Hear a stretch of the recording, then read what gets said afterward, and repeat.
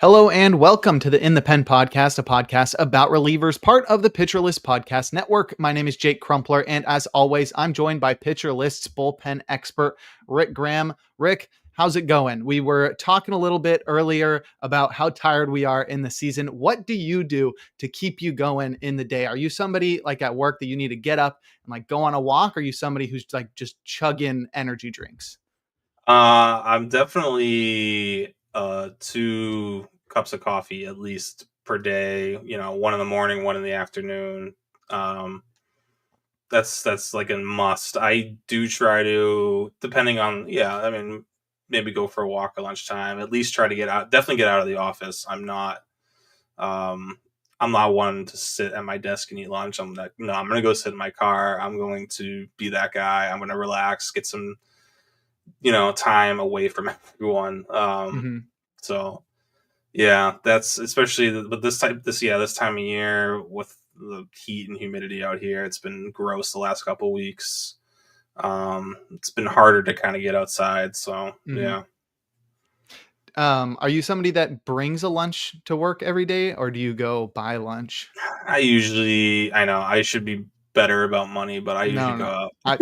I'm going out every single day. If that's the Treat one myself. thing I know, never right? spend. I do not spend money on anything like video games every once in a while. And outside of that, like I don't buy clothes. I'm not, spending money on jewelry or anything. It's like, if I'm going to spend money on something, it's food. So it's like, yeah, Food's the every one day thing. I'm going out to lunch. Yeah. Yeah.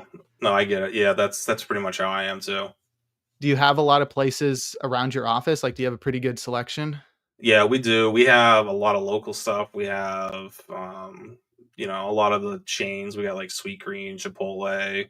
So yeah, we got options. I'm, never lacking options around where we work. So that's definitely a plus. I've Nice. worked places where it's like you got to go 15 minutes just to get like something decent. It's like you kind of have to bring food then, and then kind of changes everything. Yeah, I went pretty far today to get some, but there's this Hawaiian barbecue place about like 15, 20 minutes away from my office. And so I picked some stuff up from there, with like the macaroni salad and the rice Yeah, and, the barbecue beef.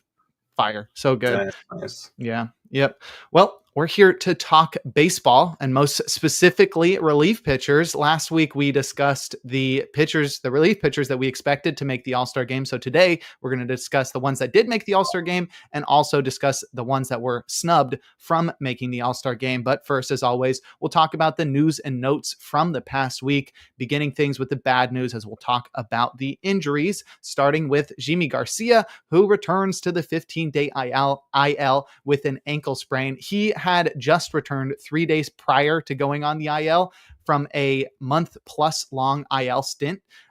This time it's due to slipping while getting into one of the team's bathtubs. And that's how he sprained his ankle. That's YIMI Garcia. Robinson Pena was recalled from the minors in a corresponding move, but pretty unfortunate, especially because the beginning of the season looked so promising for Garcia, and last year, I mean, the last couple of years, he's been just so solid. And then this year, almost completely destroyed by injuries. I know, and especially this being a fluke injury right after he comes back. That's super unfortunate. And yeah, we were kind of talking about the Blue Jays before the show, and like they'll be fine without YIMI, but it's still he's a fun reliever. We've talked about him for a couple years, how good he's been, and he was awesome in Toronto last year. So this is hopefully something. Hopefully he'll return next month or at least by the playoffs if the Jays are able to hang on and make it. But yeah, the Jays. I mean, this bullpen is going to be able to just keep doing what they were doing before Garcia came back, and they should be fine. Yeah, I think so, especially with all of the revelations they've found in that bullpen, like having Yariel Rodriguez finally find success, Braden Fisher coming out of nowhere, and Brendan Little as well, taking a huge step forward this year. Those trio have definitely helped that bullpen not fall apart with the injuries that they've dealt with. A bullpen that has sort of fallen apart with a bunch of injuries is the Diamondbacks bullpen, and they had a couple more this past week, and I am not sure they're going to be able to recover from these. Their pitching staff in general is completely in shambles. But Ryan Thompson was placed on the 15-day IL with a right scapular strain. Bryce Jarvis was recalled from the minors in a corresponding move, and then later optioned in favor of Andrew Saalfrank, who is a notable name. You'll remember him from the list of guys who was suspended last year for betting on baseball. Right. So Yeah. that's pretty notable that he's back. But Right. the more notable injury was Shelby Miller being placed on the 15-day IL with a forearm strain. Juan Murillo was recalled from the minors in a corresponding move, but they just cannot catch a break, the Diamondbacks, that is, as they already lost AJ Puck and Justin Martinez for the year with arm-related injuries, and now it looks like Shelby Miller is at risk of going under the knife. He's undergoing an MRI this week, so we'll get some more news over the weekend and into next week, but man, they just cannot find a closer that is healthy, and now Kevin Ginkel is looking to be the closer in Arizona, and hopefully it's not like a role-specific thing that has induced all these injuries and Kevin Ginkel can be safe, but Right. he's not been great this year. No, he hasn't. He's been a little bit better lately, but yeah, it's not. I'm not too confident in Kevin Ginkel. I feel like he's bottom 5 closer still, or Mm-hmm. right now, as is, and they might mix. Tori Lavulu said they would mix and match. With who? You know, Kyle Backus, maybe he's Sure. left-handed. He could be the lefty. I mean, Jalen Beeks. They still trust Jalen Beeks despite him being super shaky over the past 2 months. Mm-hmm. I mean, Juan Murillo. I know they just called him up, but there's promise there at least. There's someone exciting if they Yeah. do move on. But yeah, Shelby Miller had his MRI yesterday, so Oh. we should have information soon. It doesn't sound like it's going to be short term. I don't know if it's like a Tommy John situation, but it doesn't sound great. So Mm-hmm. it hurts, a couple of reasons with Arizona. If they're trying to make the playoffs, you lose your closer and clearly your best reliever, with Puck and Martinez being down. And then you also don't get to trade Shelby Miller potentially, because he would have been one of their better trade chips. They do have other good, really good trade chips in Naylor and Gallen and Eugenio Suarez. But Mm-hmm. I mean, Miller would have gotten them a nice return, especially for a guy that they only had to, pay $1 million this year. He's been a huge revelation for them. So, yeah, Ginkel's going to be closing for, I would say, probably, unless he just really has a couple bad outings in a row, he's probably the closer for the rest of the year. So there is that, but it's still these, between like him and Grant Taylor and like Ronnie Henriquez, like, I don't know, I'm probably take Henriquez, maybe even Taylor over him. Yeah, he does have an 8.57 ERA on the year, Kevin Ginkel, but across his last 9 innings, he's got a 2 ERA. So you're right in saying that he is turning it around a little bit, and honestly, just in time, because he's finally got a significant role, and they had sort of been keeping him out of high leverage situations while they could, but they sort of ran out of options at a certain point. So yeah, now they've got guys like Kyle Backus, who nobody had heard of prior to this season, and he's coming in and he's pitching really well across a small sample, 1.86 ERA. So we'll see how that Diamondbacks bullpen recovers. But man, yeah, they just cannot catch a break. Hopefully Shelby Miller is okay and can return at full strength after the All-Star break. Next, the Yankees placed Mark Leiter Jr. on the 15-day IL with a fibular head fracture. Clayton Beeter was recalled from the minors in a corresponding move. This is mostly notable, though, because Leiter Jr. was probably the number 3 option in that bullpen all year. 2 saves, 11 holds, trailing only Devin Williams and Luke Weaver in terms of saves plus holds in the Bronx. So with him out, Leiter Jr. out, who do you expect to step up as the number 3 option in New York? Yeah, I mean, Loiza's struggle. First of all, that fibular head fracture sounds terrible. It's definitely not as bad as it sounds, but it's just Yeah. like a scary sounding thing. Uh-huh. So yeah, I mean, Weaver and Devin Williams are locked into the top 2 spots. Loizaga has not pitched well, and Ian Hamilton has also been very hit or miss. They need to add someone here at the deadline, even expecting Cruz and Leiter to come back at some point.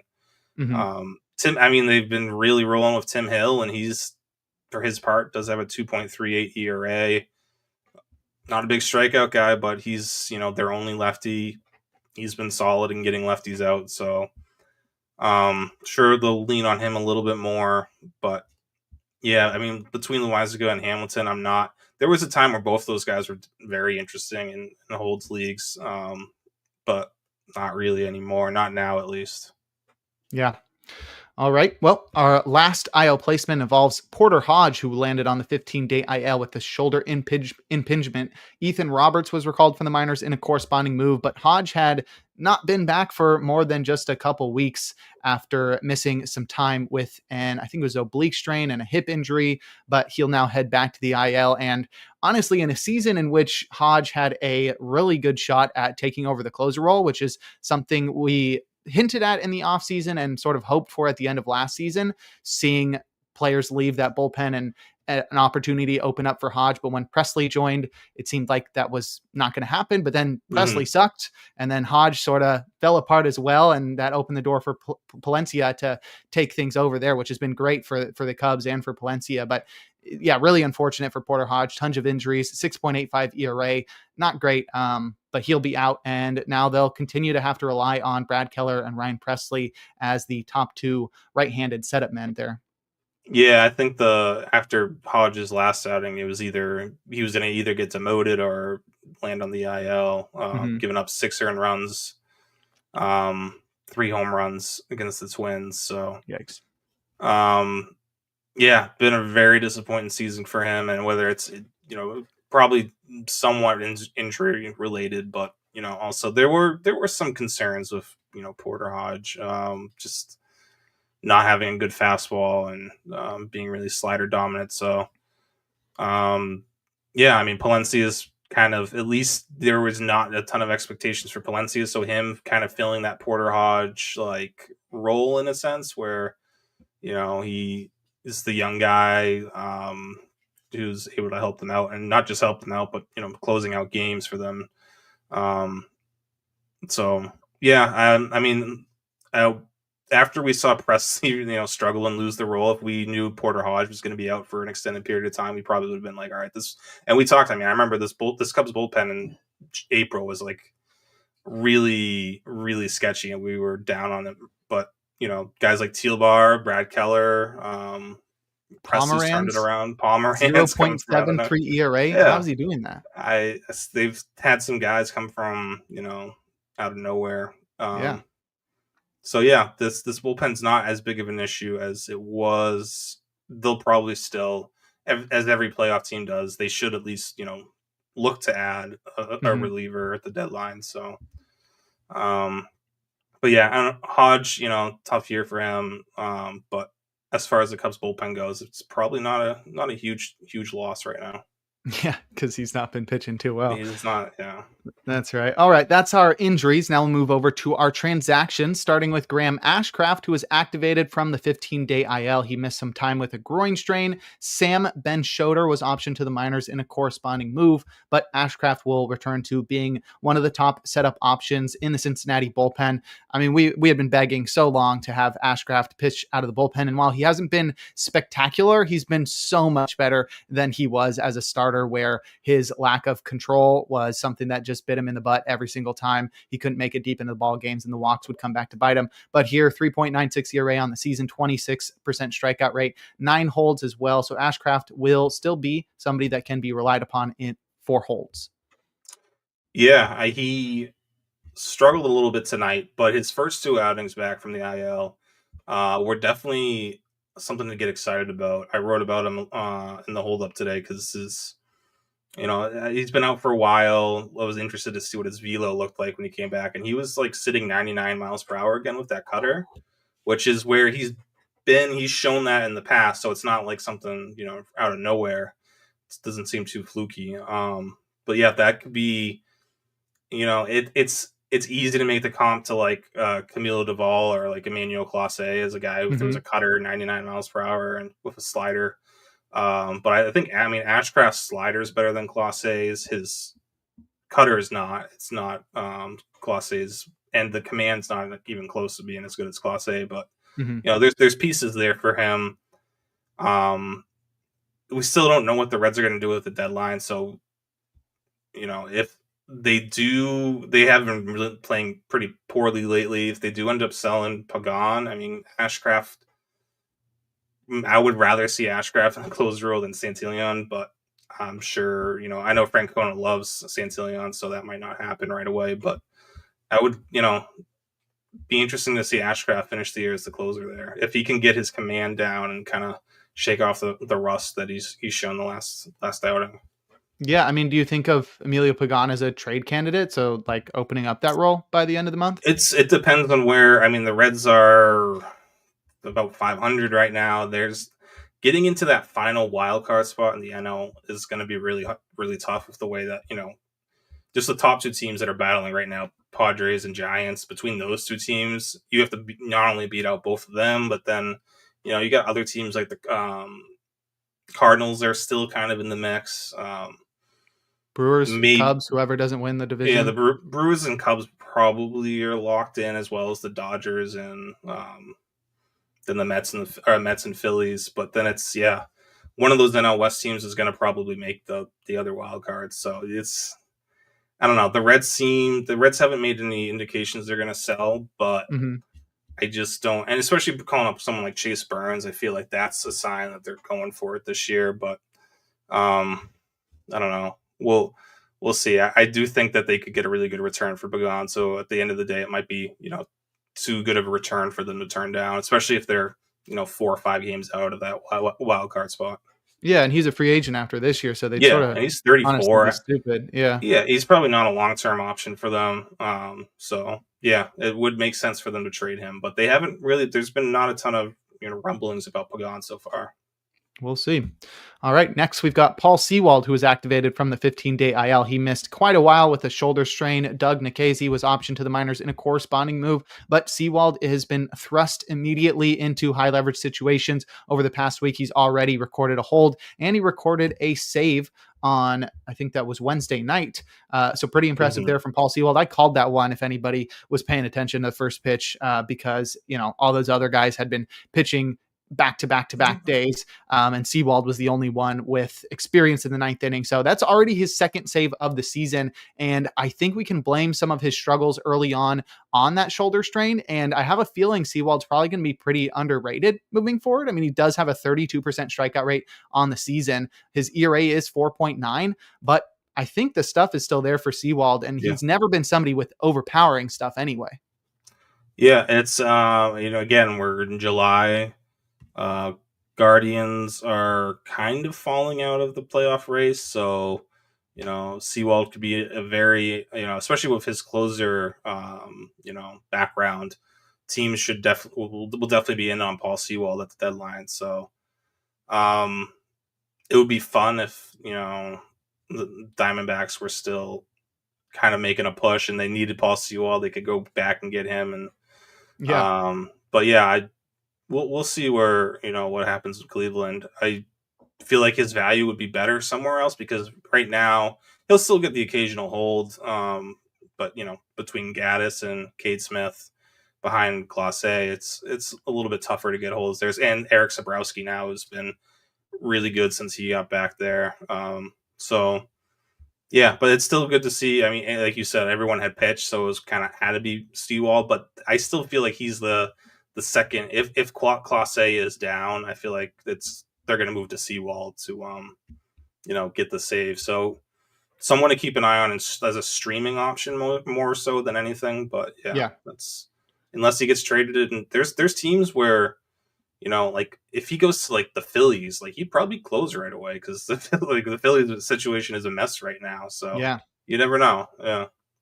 The Guardians also made another notable move. In my opinion, Tim Herron was optioned to the minors, and he's been pretty rock solid for them the past couple of years. Has definitely been relied upon in a lot of high leverage situations. 3.99 ERA on the year and 11 holds sort of support that, but the underlying metrics there were very, very awful. And I think the Guardians were right to get out in front of that one. Herron had a 5.71 xFIP, a 17% walk rate, and a 1.50 whip. So while he was somebody who was recording a lot of holds, the bottom was going to fall out at some point. So he'll head to the minors, which will open even more high leverage opportunities for Sabrowski as the only left-hander in that bullpen who pitches, not in bulk like Colby Allard. Yeah, and Nikhazy, and they got a couple left-handed bulk guys, but Sabrowski.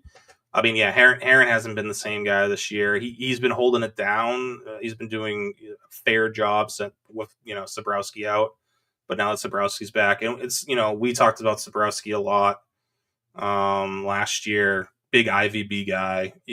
And his velo's up 1.5 miles per hour this year so far too. So that plus the IVB, I mean, he's a really, it doesn't have great breaking stuff, but it's good enough with the fastball. I love Sabrowski. One of my favorite left-handed relief options. Again, the Guardians bullpen still great. Still have plenty of options behind Class A. Dope. Next, we've got Jesse Chavez, who was selected from the minors. He is 41 years old and still kicking in. Of course, he's still pitching for the Braves, so he's going to be really good. He threw 60 pitches on Tuesday. I mean, I hope by the time I'm 40, I can still throw 60 pitches just in general.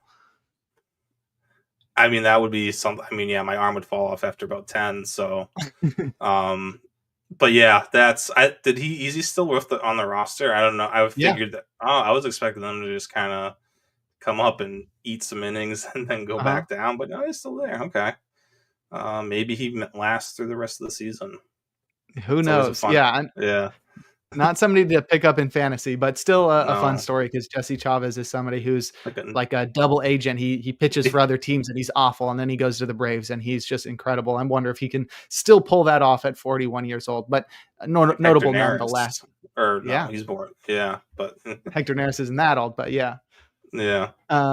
Okay. Next, we've got Mason Montgomery, who was optioned to the minors. We had talked a lot about him this year. He's was one of our favorite sort of prospects. I said he was left-handed Mason Miller early in the season. And, the name sort of backed that up. He's got the stuff, but the performance wasn't backing up the stuff. 5.74 ERA on the year, 1.66 whip in 40 appearances for Mason Montgomery. Mason Engler was recalled from the minors in a corresponding move, so Rays made sure they replaced a Mason with a Mason. But nonetheless, pretty unfortunate to see Montgomery go down. I am not quitting on him for his career, though, and even for the season, I would expect him back at some point. Yeah, I think there's, well, you compared him to Mason Miller. I compared him to a young Billy Wagner at some point. So, I mean, we both had our misses, but it's not over yet. I mean, Wagner struggled early in his career. A lot of guys struggle earlier in their career, or at any point in their career. That doesn't mean that he's terrible. He's, I think part of this is obviously to get him right because he's, his command is just completely. It could be a mental thing. He once he had a rough outing, it's kind of gone downhill. So get him right mentally, get his command right, get his mechanics right. But also he has been used a lot. He does have a bit of an injury history, so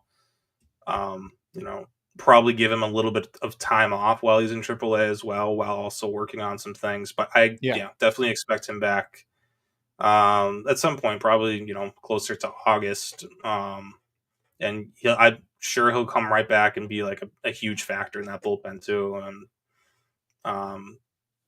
wouldn't be surprised to see him get a bunch of holds in August and September. So still not giving up on Montgomery. It's been a tough year for him, but still all the metrics still back up, what we believed, what we were saying about him early in the season. It just comes down to executing command, and probably it might be a pitch sequencing thing too. I'm sure the Rays are smarter. They'll figure things out with him. He'll have a really good year, probably starting next year. We'll probably be talking a lot more about him. Let's hope so. Next, some Dodgers news. Alexis Diaz made his Dodgers debut, which was short-lived. He was subsequently optioned to the minors after just a couple days to make room for Tyler Glasnow. But I think it's a little bit interesting to just see that the Dodgers are now considering Diaz for the majors, especially because it's not like he was good at AAA. That's something you I sort of know. expect. A guy gets traded to a team and then he sort of goes off in the minor leagues and earns himself a call up. But Diaz didn't do anything spectacular in the minors. And then in other Dodgers news, Michael Kopech was transferred to the 60-day IL, and that is because he underwent meniscus surgery. So I would not really expect him to be back this year. And if so, it's probably going to be like late in October. Yeah, they said that they expect him back this year, but yeah, I know meniscus surgery now. I feel like that's a 2 to 3 month thing. So yeah, it's maybe October at best. So Mm-hmm.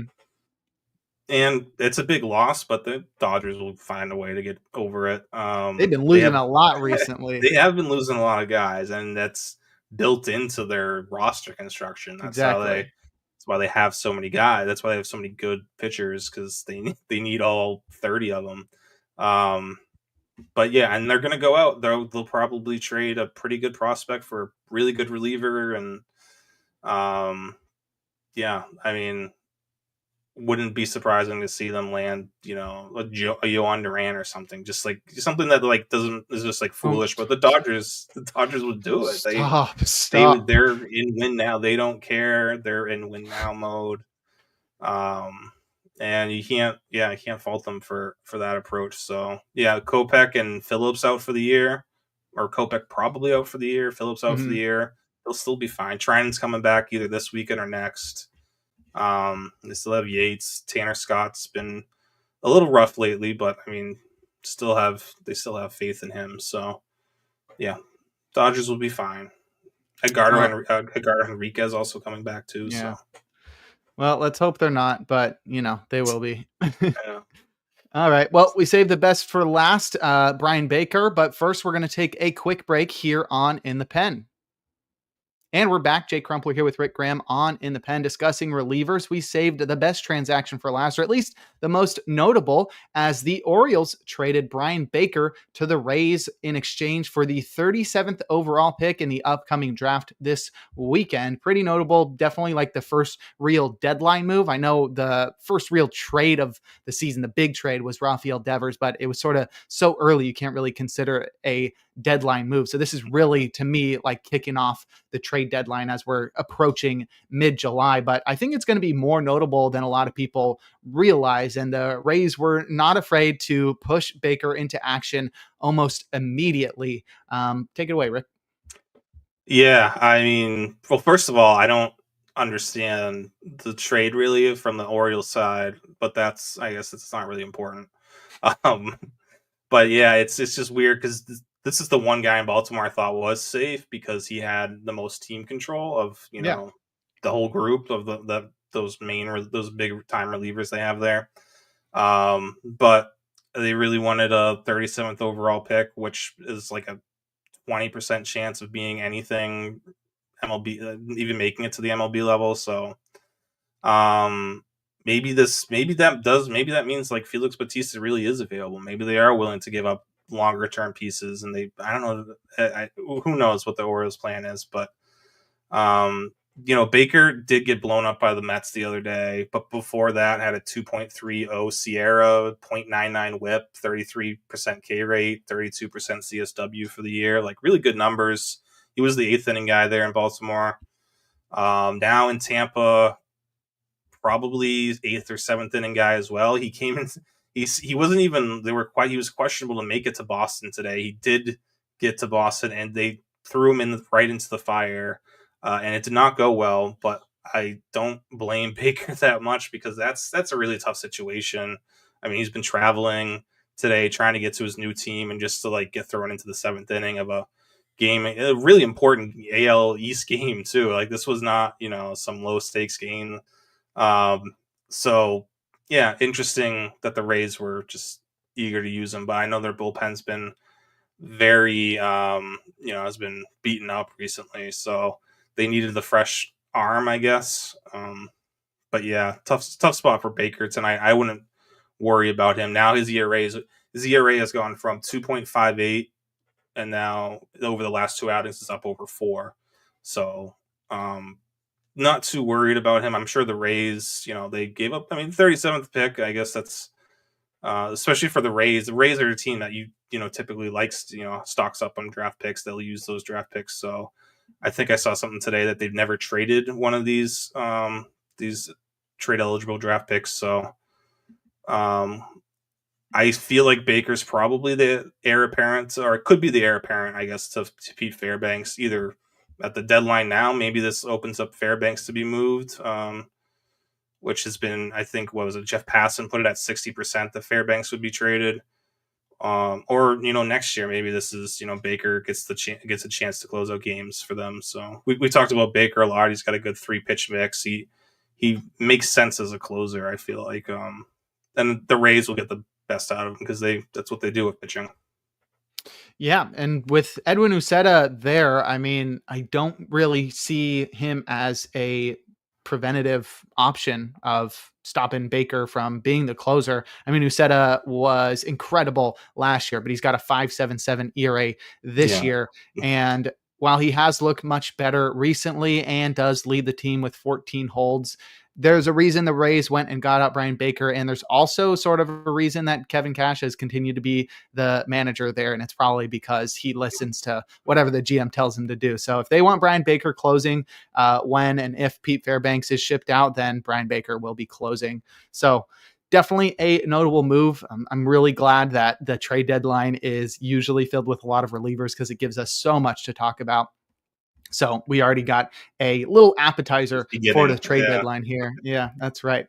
All right. Next, we can move into our 3 up, 3 down section where we discuss the closers rising and falling on Rick's weekly closer ranks. We'll start off with our risers, leading off with Will Vest, who continues to close for the Tigers. And Tommy Kahnle sort of fell apart recently. It was really just one outing, but Will Vest has been, I don't want to say leagues better than Kahnle, but definitely more sustainable, leads the team in strikeout rates, got 15 saves on the season, 2.14 ERA. Will Vest has been dope this year. Yeah. And now it's, I mean, Kahnle went a whole month in between saves. I know Vest only had, I think, 5 saves in between them, but that's still, I feel like between that and just listen, like the way AJ Hinch talks about Will Vest, it's pretty clear that this is not really a committee anymore. And it's Will Vest is the closer moving forward, at least for now. And that could change next month. But yeah, since May 1st, Vest has a 1.93 ERA, 0.93 whip, 21.6% K minus walk. That's really, really good closer numbers. The K rate could be better, but we're not going to, argue over that. So better than Kahnle has been, and Kahnle has been struggling lately too. So I feel like, this is, pretty easy. I feel like it's time for Vest to get out of that committee group and move him up. Yes, I agree. Next, we've got Raisel Iglesias, who lost the hold on his closer role, but has slowly gained it back. He hasn't had a save in a while, but he's pitching much better than he was earlier in the season. Is there any additional reasons why you're moving Raisel Iglesias up your closer ranks this week? Well, it's been tough to see what the closing situation is in Atlanta because they have not had a save chance. They've had like 1 save chance in the past month. But Iglesias has been pitching better, and he's been working the 9th inning, no matter what the situation is. So it makes me think that they're gearing him up at least for the next save chance, whenever that might be. Since he was demoted originally, he's got a 1.48 Sierra, 36.1% K minus walk, 43.4% CSW over 9.2 innings. So just crazy good numbers from Iglesias since losing the role initially. Now we get to see is he going to be the Brave? Is he going to get the next Brave save? And then, what's his future after July? The Braves have really, they're like 11 games out of the playoffs now. They're cooked. They haven't really announced that they're going to sell. And they're very adamant that they want to keep this core together, which is fine. But guys like Iglesias and Ozuna, who are on the last year of their deal, it makes sense for them to look to trade those guys. So Iglesias especially, they'll get a good return for a guy that they're, for 2 months of a guy that They could probably even bring him back in the offseason too, like we saw with Aroldis Chapman with New York, Mhm. years ago. So yeah, I feel like Iglesias probably is on a different team in August, but we'll see. Yeah, I mean, I'd put that percentage pretty high on Iglesias getting traded as he's a free agent at the end of this year. You mentioned the Braves are really out of it this year, and there's so many teams that I think could really use a closer with experience, and maybe Iglesias getting out of Yeah. Atlanta will help him sort of get back on track. And he's been more of a second half pitcher Yep. recently too, where What he did he last pitches. year. Yeah, Yeah. mostly less, yeah. But, I would put it at 85% that Raisel Iglesias gets traded. Yeah, it's definitely moving up the more and more Atlanta falls out of the race, and with not just Sale, with Schwellenbach being out. Yeah, it makes sense for them to sell off these rental pieces at Yeah, least. yeah, definitely. Yeah, All right. And our last riser is Felix Bautista, who has, after I feel like you lowered him like I 3 or 4 know weeks ago or something. And ever since he's been it's incredible. Not a lot of save opportunities, but still very solid 17 saves on the season. But he's been really solid 2.48 ERA, 36% strikeout rate. I didn't blame you for lowering him in the first place because he was struggling earlier in the season. But that was sort of what we had expected all offseason, where we yeah. talked about it was going to take a while for him to get into the gear of things, and now he definitely is, and he is dominating. The command has been better. That's the thing. Because the velo hasn't gotten much better. He's still like 97 and a half. But he's making it work. So basically, with better command, utilizing his secondaries better. But yeah, 1.13 ERA, 2.0 Sierra, 0.81 WHIP, and a 46% K rate over his last 16 outings, which is that's like Felix Bautista of old. So Hmm. 16 outings, 16 innings, that's a pretty good sample. So hopefully he can build off that. And yeah, another guy. Well, I really don't think that they would consider trading him, but I don't know what the Orioles' plans are. Maybe if they can get another draft pick. They're really they're really looking to build the farm system back up again. But yeah, I think Batista's one guy who I can't picture him being in like a non-closer role somewhere. It'd be weird. But yeah, I'm not too worried about him getting traded. So I feel like he's safe at in the top 10 moving forward. The only thing would be if he gets shut down early because the Orioles are Yeah. not contending and they want to limit his workload from being coming back from Tommy John. But I don't believe they've said anything about any innings limit for him this year. But we'll see. Something to monitor. All right. Well, as those guys rise up the list, others need to fall to accommodate them. So we'll start and talk about our fallers, beginning with Aroldis Chapman, who's been incredible all He's year. Go ahead. no, he's been the best reliever in baseball this year. Yeah, 1.25 ERA, 39% strikeout rate. I don't want to say, nobody's going to keep that up because sometimes guys do, but there's always that underlying suspicion that, hey, why is this guy's ERA under 1.5? That's probably not going to last. But on top of that, I feel like with Jordan Hicks in town, who's got the most recent save for the Red Sox, that might eat into Chapman's opportunities. What else has you lowering Aroldis Chapman? Yeah, it's partly Hicks' presence there, but it's also it just everything it sounds like he's going to get traded no matter what. And Really? yeah, I mean the Red Sox have won 7 games in a row, so that might change some things. Hmm. Their schedule is pretty brutal though, starting today and up until the trade deadline. Um, so a lot can change, but the way I think it was Craig Breslow was on one of the local radio stations and talking about he's like, yeah, well, Chapman, like he mentioned that Chapman was traded for Cole Reagan's kind of like hint, they got a good return for it. Like the way he worded everything was like, it's like Chapman's on the Red Sox for now. He got Cole Reagan's back in the past. It's like, okay, yeah, like I if you can get a guy, if you can get a and I feel like the Mets make the most sense because the Mets have so many good pitching prospects right now. And they desperately needed a guy behind Edwin Diaz. Especially a lefty would definitely be beneficial. So I feel like Chapman to the Mets for one of those, pitching prospects they have. I feel like that's a trade both teams, the Red Sox can't turn down a high end pitching prospect, and the Mets, definitely looking to win this year. So something like that. I just feel like there's going to be at least there's some teams going to offer the Red Sox something for Chapman where um, they're going to have to they're going to have to say yes to it because the Red Sox aren't they're winning right now, but this team's not built to win in October, right? You know, they have all these young guys. They're still about a year or two away. If they were to add like Joe Ryan or if they add a big time starter to go with Crochet, like no, right? Maybe now this team's ready to make a splash in October. But as they're built now, they should be looking to move Chapman. They shouldn't trade everyone. They should but the rentals like Chapman, yeah, I feel like that's a good move to make. Yeah, I mean, that makes sense definitely to capitalize on him. And I feel like if teams are trying to toe that almost what the Brewers do every year, where they're trying to toe that we are Right. competitive, but It's also looking towards the yeah. future with every single move, moving a closer is always something that I feel like you can Yeah. still survive on because you can always just replace them. It's not like you trade your third baseman and then you're all of a sudden just out of luck or whatever. But they've already done that. I mean, I wouldn't consider Devers a third baseman anymore, but the Red Sox have not been afraid to make big moves, trading big stars. So wouldn't And be they'll probably surprising if Chapman went. Yeah, and they're probably gonna end up moving Duran too. So it's like this is That gonna be makes a sense. weird. Yeah, like what is it?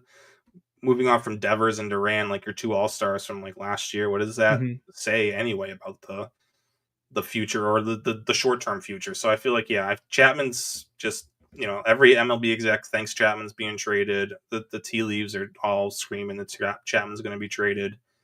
I'll put it at about 50-50 on whether or not he ends up being the closer where he ends up. So that's where I'm a little bit. It's hard to rank these guys, like especially like you don't know where they're going to end up. Hmm. But Chapman, I feel like more like 50-50 if he's the closer come August.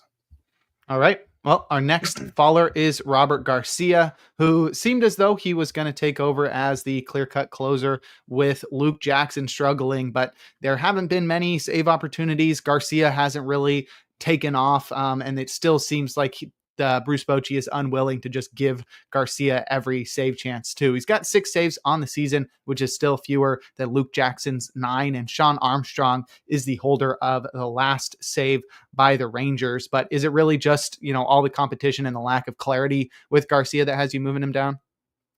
Yeah, it's competition, lack of option, like lack. I mean, yeah, their last save, and he didn't really move down. I didn't move down a lot of people this week, but just this whole Texas situation's become really frustrating.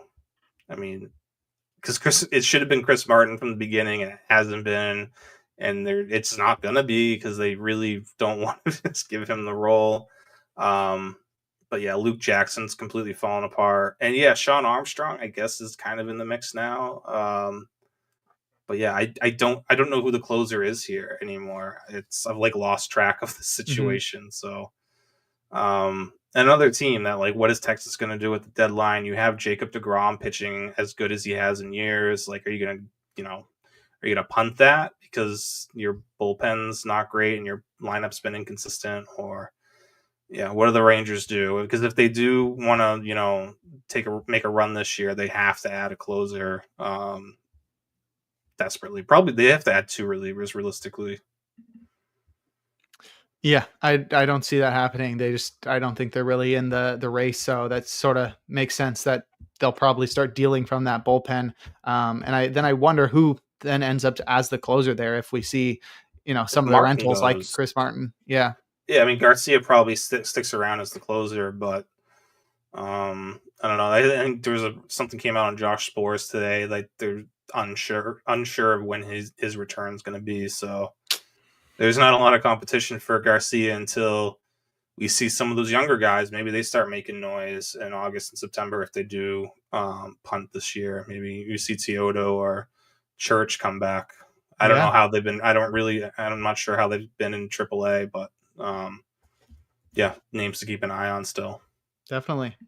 All right. And our last faller is just a bullpen in general. The Phillies bullpen, they have I not don't. been able to settle on a closer since Jose Alvarado was suspended for PED use. It looked like it was going to be a committee between Orion Kirkring and Matt Strahm, but Jordan Romano got the last save opportunity and served up a walk-off inside of the park home run to a catcher. So that was cool, though. It was the Giants. So, Yeah, I was happy. That was a dope play.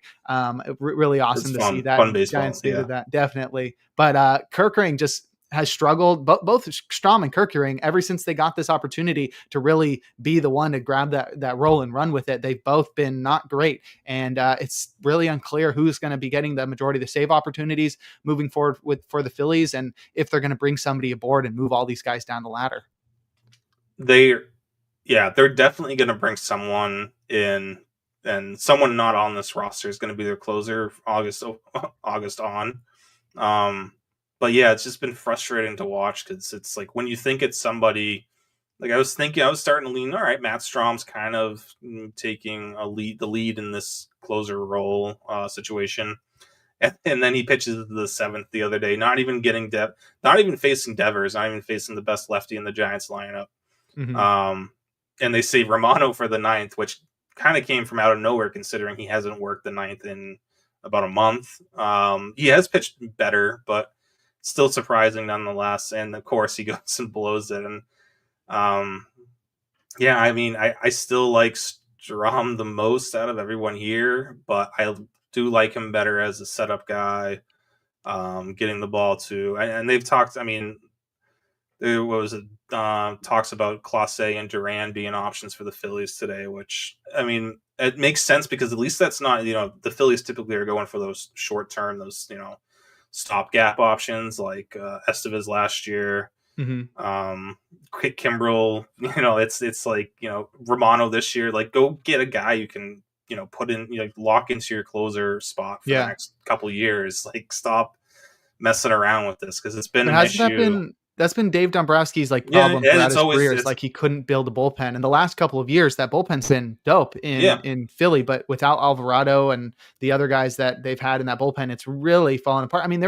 I feel like it was last year or maybe the Hoffman's year gone. before when when they had Hoffman and they Yeah. had just added Tanner Banks. It felt like they had the deepest bullpen in baseball. I think we had honestly rated it as the best Yeah. bullpen in baseball at some point, but since then it's really fallen apart. I mean, not to put any bad words on guys like Daniel Robert, Max Lazar, Seth Johnson, and Joe Ross, but like those aren't typical names that you're looking at to be the top options in a playoff bound bullpen. So it's definitely fallen off, and Dombrowski is having trouble shaking off that history of being unable to produce a solid bullpen. But I think you're right. He really just needs to bite the bullet and just get a closer because they've got everything. Like their rotation is dope. Yeah. Their lineup's incredible. They've got great setup men, but nobody that can really lock down the ninth inning. They just got to go get somebody that can lock down the ninth inning. Maybe Raisel Iglesias is that guy, but once again, that's just a stopgap, a band-aid on an Yeah. issue that's been persisting.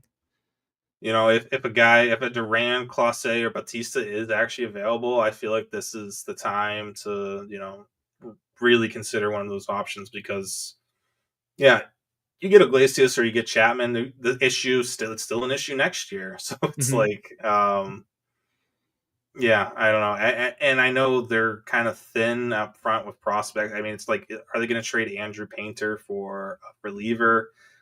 I mean, that's really tough. I wouldn't, but they might feel like that's a win now move. I mean, maybe you just make Painter the closer. I don't know. They got to do something creative though. Cause this bullpen needs a shot in the arm. Yeah, I mean, most of their prospects are position players, aren't they? Like Aiden Miller and Moises Chase and Justin Crawford and stuff. And like Crawford has fallen off a lot in terms of prospect rankings. And I doubt they would trade either of Mick Abel or Andrew Painter. And I don't think the Guardians or the Twins would give up those elite closers for like anything less than 2 top 100 prospects. Yeah. Yeah. The team control. Yeah. No way. Definitely. Well, that will wrap up our 3 up, 3 down section. To recap, our risers were Will Vest, Raisel Iglesias, and Felix Bautista, and our fallers were Aroldis, Chapman, Robert Garcia, and the entire Phillies bullpen. Next, we'll move into our main topic and discuss the All-Star selections and snubs. But first, we're going to take another break here on In the Pen. And we're back. Jake Crumpler here with Rick Graham on In the Pen, discussing relief pitchers. We're heading into our main topic, discussing the all-star selections amongst relief pitchers. And then we'll also discuss the relievers that haven't been named to the bullpen. Obviously, there's always the case where players are added to the roster, as plenty of starters are not going to pitch in the All-Star game and will probably just skip it altogether, which will open up more roster spots for more All-Stars, which honestly I like. But I feel like if I were one of the guys that didn't get elected and then was just like, oh, okay, actually, It's weird. Yeah, I'd feel pretty bad, or not. I mean, I'd feel great about being named an All-Star, but I'd be like, but I'm not. You didn't think I was an All-Star at first. Originally. Yeah. Yeah. And especially, I mean, yeah, the whole way that they construct the pitching staff in the All-Star game is just, I definitely vented about it last year. It's just so dumb having 9 starters and 3 relievers. Like, no, I know, like, we took, like, yeah, I guess the starters have a bigger name value. But I mean, is it bigger name value with like Matt Boyd and Yusei Kikuchi and Shane Smith or whatever Smith from the White Sox is there because it's the only White Sox guy. But I don't know. There's just the relievers. There should be 6 relievers at least. I feel like per side. And this year there were definitely 6 that deserved it from each side too. So we'll see. The NL has been adding since they made the decision, so they've added 2 relievers already. The AL has not added anyone yet, but I'm sure they will by the time we get to Tuesday. Yeah, well, let's jump right in. Our AL selections to the All-Star game were Aroldis, Chapman, Josh Hader, and Andres Munoz. Each of us predicted that all 3 of those would make the All-Star game. So really no surprises there. Chapman, as you mentioned, best reliever in baseball this year. Hader was definitely in that conversation prior to serving up, I think it was a pair of home runs the other day. And Munoz has been great all year. Who were you most surprised that didn't make this bullpen?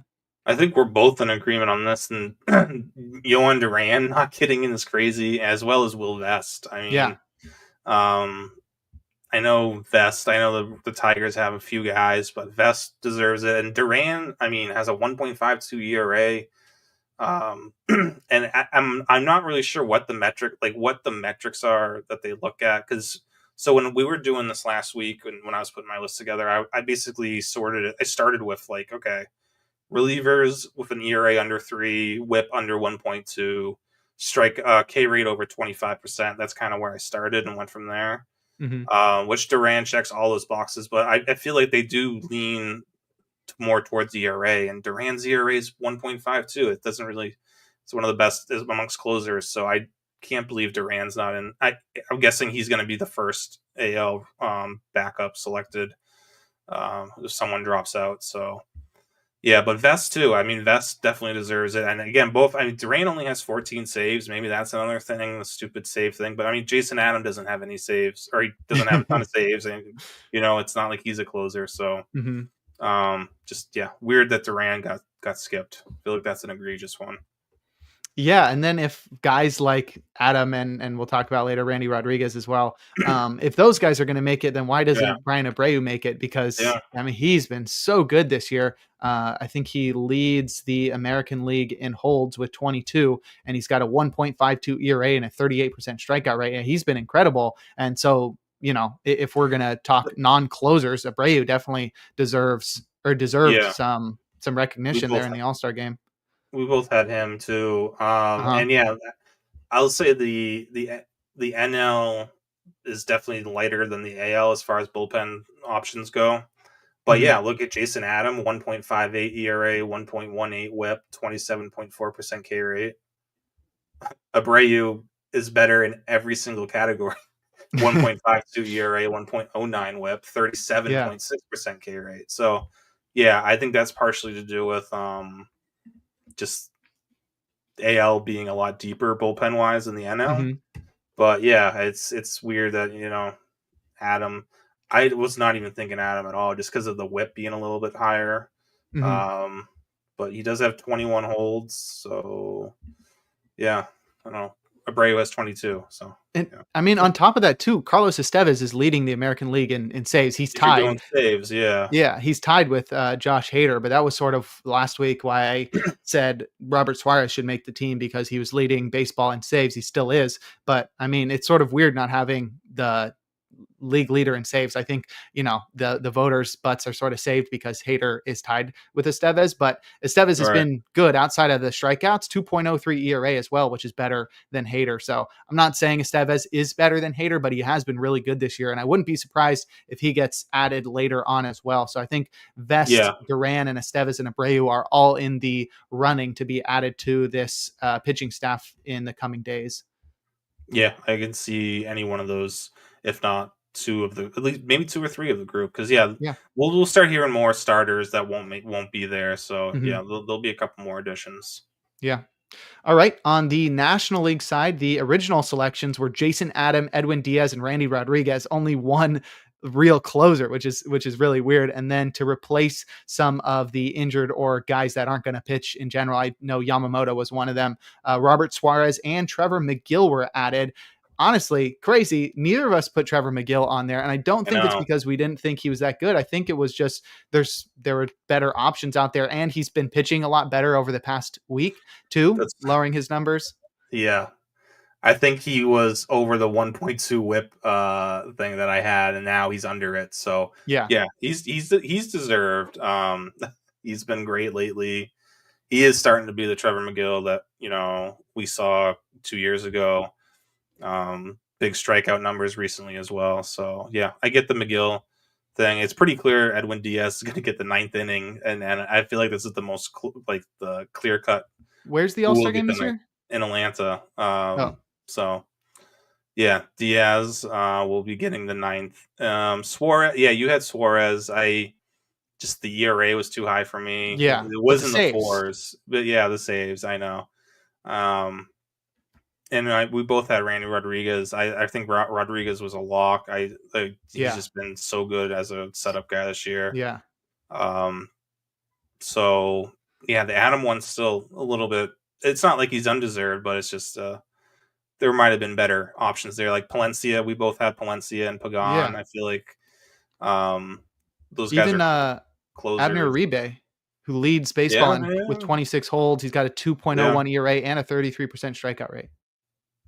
Yeah, I mean there are just not even closers. There's other guys that you could make a case for. But yeah, I wonder if like Palencia maybe it's just like because he can't. I don't know the innings thing. I don't know, but he's got an ERA under 2. Good whip. I mean I don't know. I also had David Bednar. I feel like the way he's pitched since he returned and it's Hmm. lowered all of his overall stats for the year. I feel like he would have been deserved as well. So, um, and Shelby Miller, who wouldn't have pitched anyway, but he's got really good ratios on the year as well. But I guess those guys haven't closed all season long, and I don't know. But they went with 2 non-closers, so it doesn't. The saves thing doesn't work. That argument doesn't Yeah, really work. does So I not don't add up. know. Yeah, interesting. But McGill's a good addition that we missed, and um, I can't. I guess if you're going to do saves, I can't argue with Suarez because he does have the most saves. So Yeah. there's that. Yeah, it's hard to determine who they would add next to this bullpen because they've already added 2 more guys. So I would think at most they're adding maybe Maybe one more reliever uh, because if another starter goes out, I'd expect them to probably add another starter, right. which is stupid, but still. They've already added Aaron Abbott or Andrew Abbott. Uh-huh. They added. I know the AL has been adding starters. They added Woo, Joe Ryan. I don't know. I don't. It's the All Star game. I'm not going to get too like hot and bothered about it, but yeah, there's definitely more. There's definitely deserving bullpen guys in the NL that could still factor in that probably won't. Like yeah, the big ones for me are Palencia and Pagan and Bednar.